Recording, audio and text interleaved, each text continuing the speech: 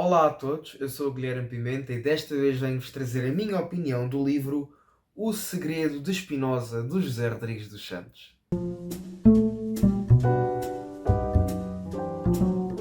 Bem, eu, antes de mais nada, devo-vos uma explicação. Vocês devem ter reparado que ultimamente saíram alguns vídeos no canal, mas tenho-vos a dizer que eu estive parado um mês e desde já acho que vos devo uma justificação por isso.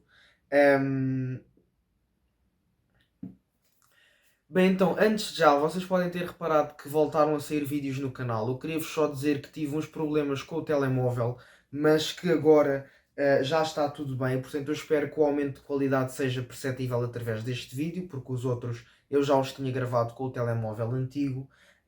E, portanto, finalmente voltei e finalmente voltei-vos a trazer opiniões de livros, principalmente que eu ainda não tinha falado e, portanto, chegaram agora a hora deles. Bem, então, para quem não sabe, eu estreiei o ano passado com o José Rodrigues dos Santos com o livro A Mulher do Dragão Vermelho. Adorei, foi o segundo melhor livro que eu li no ano. Fiquei mesmo encantado com a capacidade do José Rodrigues dos Santos, não só de entreter através da sua escrita, mas também de nos ensinar. E isto volta-se a repetir neste livro.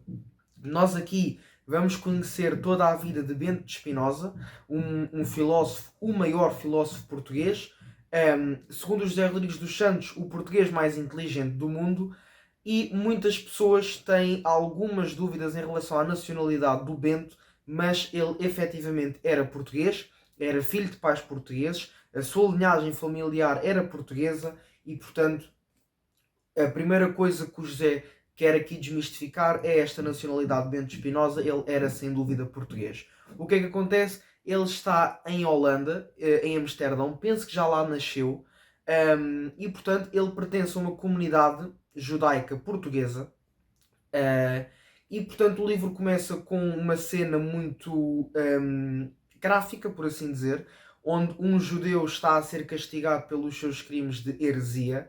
E portanto o nosso Bento é ainda um miúdo, acho que tem 8 ou 10 anos, agora não me lembro, e assiste aquilo tudo, assiste a como os rabinos judeus estão a castigar aquele judeu por se ter posto noutros caminhos que não eram aqueles que a comunidade ensina.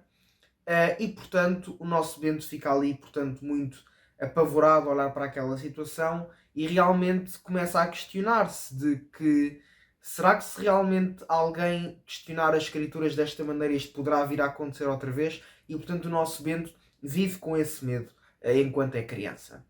O que é que acontece? É que, ao mesmo tempo, este medo que ele tem é o que o vai levar a estudar as escrituras, portanto, a Bíblia com outro rigor e com outra atenção. E o que é que acontece? O nosso Bento é muito inteligente para a idade que tem e começa a questionar os rabinos sobre certas coisas, sobre certas incoerências que estão na Bíblia. E portanto, ele que sempre foi criado naquele meio e sempre aceitou aquilo, começa agora a perceber que algumas coisas não são bem como lhe dizem, mas isto com uma idade muito tenra. Nós voltamos ainda a estar nos 10, agora se calhar 10, 12 ou 12, 14 por aí. E portanto o nosso Bento começa aqui a ter dúvidas e começa então ele a estudar para responder, para ter as suas dúvidas respondidas.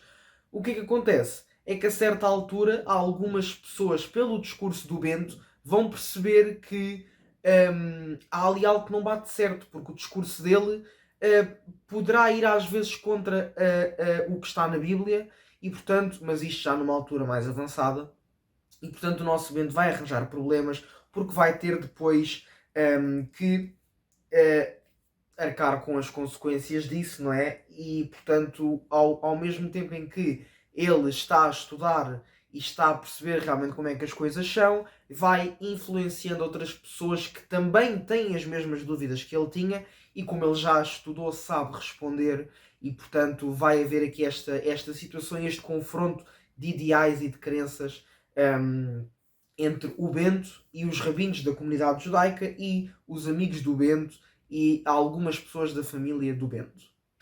Antes que eu me esqueça, o nosso Bento, como eu disse, é muito inteligente e, portanto, ele consegue aprender as coisas muito rapidamente.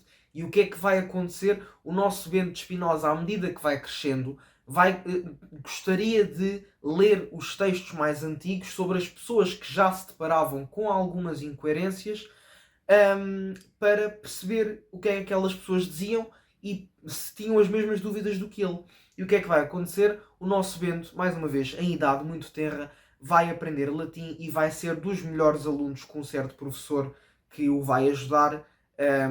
Portanto, ele vai ser dos melhores alunos que este professor vai ter, porque o nosso Bento tem uma capacidade de absorção e uma capacidade de ir em busca da verdade muito presente e muito determinada, portanto, e ele vai aqui então em busca, acima de tudo, da verdade, não só do que está escrito na Bíblia, mas destas incoerências que ele vai encontrando na própria Bíblia em comparação com o que lhe era ensinado na comunidade judaica. E depois disto, lá está, nós vamos acompanhar o Bento no seu dia a dia, vamos acompanhar o que é que lhe vai acontecer, vamos acompanhar os seus estudos, portanto, nós vamos ver aqui passagens da Bíblia e depois vai ser explicado o porquê do Bento não acreditar que aquilo é realmente assim, ou porque é que esta incoerência está aqui, os rabinos não lhe vão saber explicar e o Bento vai mais uma vez ter a prova de que nem tudo o que está na Bíblia é verdade. E isto vai acontecer inúmeras vezes ao longo do livro. Vão também haver aqui alguns debates entre o Bento e outras pessoas que têm as mesmas dúvidas do que ele e ele a explicar o porquê de ele não acreditar que o que está na Bíblia dito desta forma é real ou é verdadeiro. E portanto, estes debates vão ser muito recorrentes ao longo do livro e eu gostei imenso, principalmente dos debates em que o Bento explica porque é que não acredita em determinada situação, ou porque é que não acredita, aliás, porque é que aquela incoerência está escrita daquela forma, porque era para esconder alguma coisa que se tinha passado antes, ou alguma profecia. Portanto, alguma coisa que o Bento não consegue entender, que os rabinos também não. Ou seja, o que é que ele diz? Ele pode não entender, mas, portanto, como é que eu ia te explicar? O Bento pode não entender alguma coisa e a partir do momento em que ele não entende e a partir do momento em que os rabinos não conseguem explicar, para ele aquela parte da Bíblia está mal, é falsa, por assim dizer, e não está bem. Pronto, é isto que o nosso Bento vai acreditando e é principalmente isto que ele vai transmitindo às pessoas que vão tendo as mesmas dúvidas do que ele, e ele, por essas mesmas pessoas que têm as mesmas dúvidas do que o Bento, vai ser questionado do género: tu não podes falar muito disto, tens que ver, tu tens que perceber a quem é que dizes isto, porque as pessoas podem te trair e depois isto pode chegar aos ouvidos dos rabinos da comunidade judaica, tu vais ser excomungado, e portanto o nosso Bento tem que ter muita atenção com quem fala, porque se ele disser a coisa certa à pessoa errada, pode ver a sua vida destruída e pode ter que fugir de Amsterdão, e se isso vai acontecer ou não, vocês vão ter que ler para descobrir. Resumindo e concluindo, eu adorei o livro do José Rodrigues dos Santos, como é óbvio. Acho que este senhor, a nível de entretenimento da literatura, é um dos poucos que consegue entreter da maneira e da forma com que o faz, porque nem são todas as pessoas que se vão apaixonar por um romance histórico sobre a vida de uma pessoa que nós nem sabíamos se era português ou não. Eu, por acaso, aconteceu, eu só conhecia Bento Espinosa de nome, fiquei a conhecer, não digo o Bento Espinosa detalhe por detalhe, não, mas fiquei a conhecer muito da sua vida, muito daquilo que ele passou, muito daquilo que ele acreditava e que tentou transmitir. Bento Espinosa marca aqui um antes e um depois na filosofia, porque o Bento Espinosa foi o primeiro filósofo a dizer que Deus não é Deus, que o Deus da Bíblia não existe, e portanto há muitos historiadores e filósofos que realmente fazem um antes e um depois, como foi em Sócrates, o período pré-socrático e pós-socrático.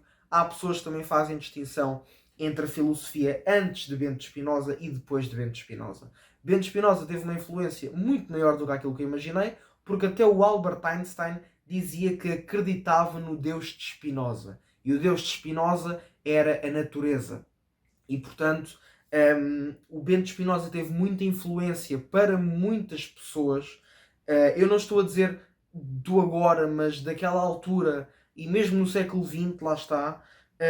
E portanto foi maravilhoso conhecer a vida do Bento Espinosa através da voz e da escrita do José Rodrigues dos Santos, que é simplesmente fenomenal, é um deleite, é muito enriquecedor, é muito elucidativo e eu adorei. Portanto vou dar 5 estrelas, é dos melhores romances históricos que eu li este ano, se não for o melhor, e portanto é mesmo espetacular. Leiam, vale muito a pena, ponham o preconceito de lado, confiem em mim. José Rodrigues dos Santos é um grande escritor, eu vejo pessoas a atacá-lo só porque vem a capa de um livro, seja num post de Facebook, de Instagram, dizem logo que já não compro mais nada desse escritor, esse escritor não vale nada. Não sejam assim, deem uma oportunidade, porque realmente eu acho que vocês vão gostar e vão ficar encantados não só pela escrita, mas como pela forma como o José Rodrigues dos Santos nos consegue contar uma boa história.